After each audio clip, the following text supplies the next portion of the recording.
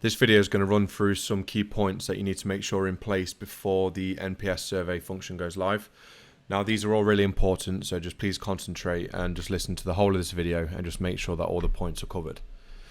So the first point is making sure that you're happy with the customer settings. Now this is something that if you reply to the email asking us to opt all of your customers in, then we have done so.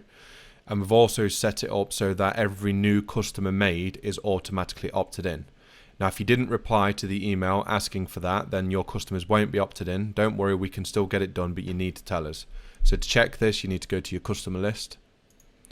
You need to enable one column primarily, but just enable two. So MOTs and service reminders, feedback and review requests. And you can see the two columns at the end here. Now you need to make sure that the right ones are ticked. If you've opted everybody in, then they should all be ticked. Now to check very quickly, if you right click on it and select filter, you can filter to the ones that aren't ticked, and it's going to give you a list of the customers that aren't going to receive feedback and review requests. Now because we've got the opt-out link available, what I personally recommend is that you opt everybody in to the feedback and review requests and then let the customers opt themselves out. So that's the first one. Having a look at which customers are opted in.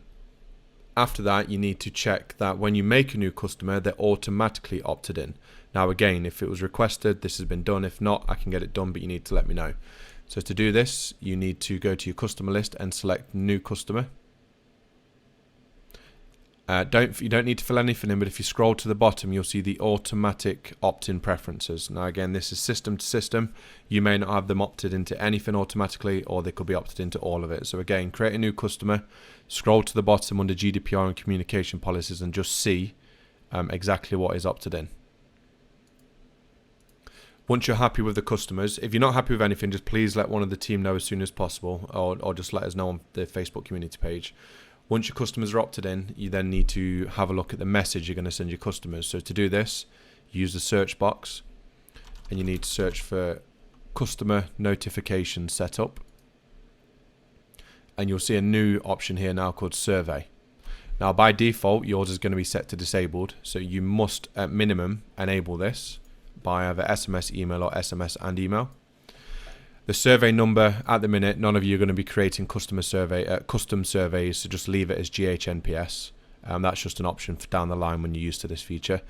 Scheduled time will be the time the requests are sent. So I have mine set to 7:30 at Lindley's. By default, it's set to 6:30. The maximum frequency will allow you to set a time frame in which a customer can't receive two feedbacks. So for example, if they come on the Monday, they're going to get a feedback request on the Monday night. If they come back Tuesday the same week, they won't get a feedback request. If they come back Tuesday the following week, they will get a feedback request. So set this to what you want. It could be days or weeks. If you have 1 week, it just means within that 1 week period, they'll only receive one feedback request. And then finally, you need to look at the messages that you're actually going to send the customers. Now, we filled all of yours with a default message. So let's just take a quick look at what this is. Now you can fill this in here and you can view it here.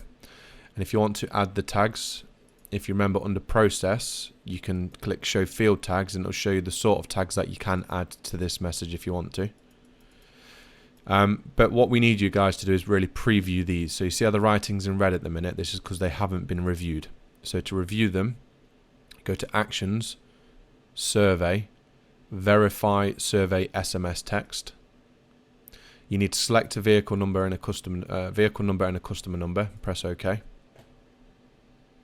And it's going to give you a preview of what the customer will see. So the default one is hi. We would appreciate hearing about your recent experience with us.